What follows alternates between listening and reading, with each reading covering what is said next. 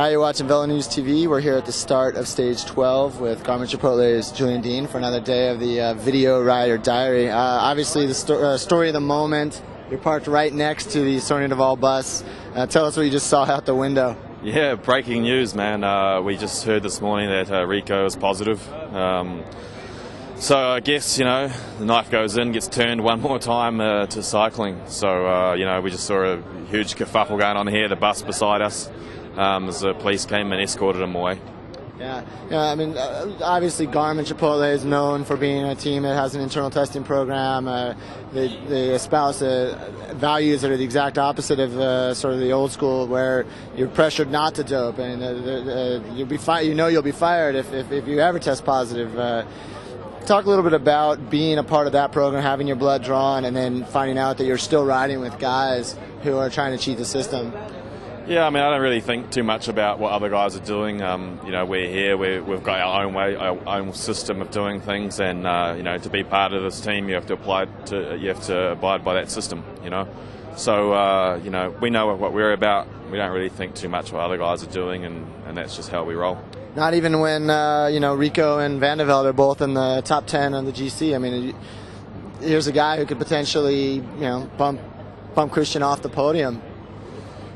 Yeah, honestly, up until now, we didn't really have any idea. We just assumed that everyone's playing to the same rules, and that's the way we think about it when we race. Because the moment you start questioning whether this guy's cheating or that guy's cheating, or this guy's taking drugs or this guy isn't, you're forgetting about the objective and the priority, which is to be part of the race and do your ride.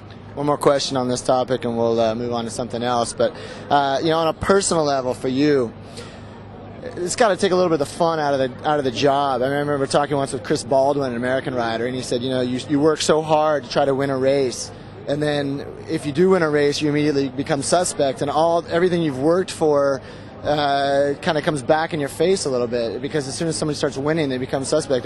How do you reconcile success with suspicion? Yeah, I don't know. I don't think really everyone thinks in that regard. I think the guys that are in the game, everyone has confidence. We have confidence in most of the guys that we race with. We know who are the great riders, and we know who are the great competitors. So I don't think that it's really fair to say that when a guy's winning, people are sort of thinking that he's cheating. It doesn't. Well, not with the way I think about things anyway. Okay. Well, we had quite a few questions come in for Julian since we started this diary a few days ago, and if anybody has a question, please email in velonewstv@competitorgroup.com. Let's see. This is from Ian in Wellington, New Zealand.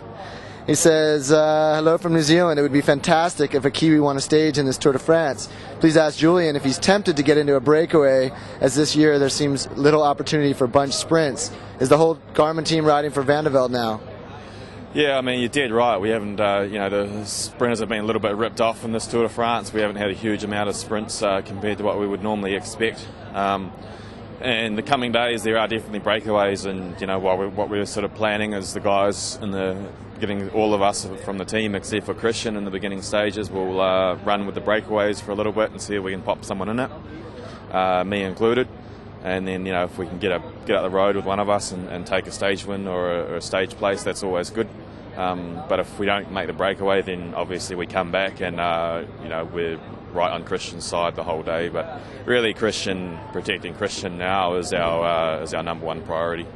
Yeah, I see. I had another question from a reader, and I'm not going to name any names to be exposed, as the less initiated, asking about why your jersey was different than the rest of the teams. I see you got a buddy here with a New Zealand flag. Last year at the end of the race, we asked you a little bit about your highlight of the race, and you said I've seen some guys doing the haka on the stage. How much pride do you get out of wearing the national champions jersey, and what does it do for your morale to see old friends from New Zealand? It's fantastic. I love it when we're out on the road or we're going up a climb, and there's a bunch of guys dressed in black on the side of the road and all giving it all for you, and the amount of support I get from home, even when I'm maybe not going so good, is just phenomenal, and makes me feel proud to be from where I am and representing the country here in France. I don't always like the national champions kits, different variations, but I have to say I think yours is probably one of the coolest. Yeah, no, they've done a good job. We've stepped away from tradition a little bit and gone for something a little bit more modern, a little bit more cool. All right, well, whoever it was that sent in that question, you know who you are. There's your answer. Julian, thanks for the time. Good luck out there today. Yeah, we'll catch you tomorrow.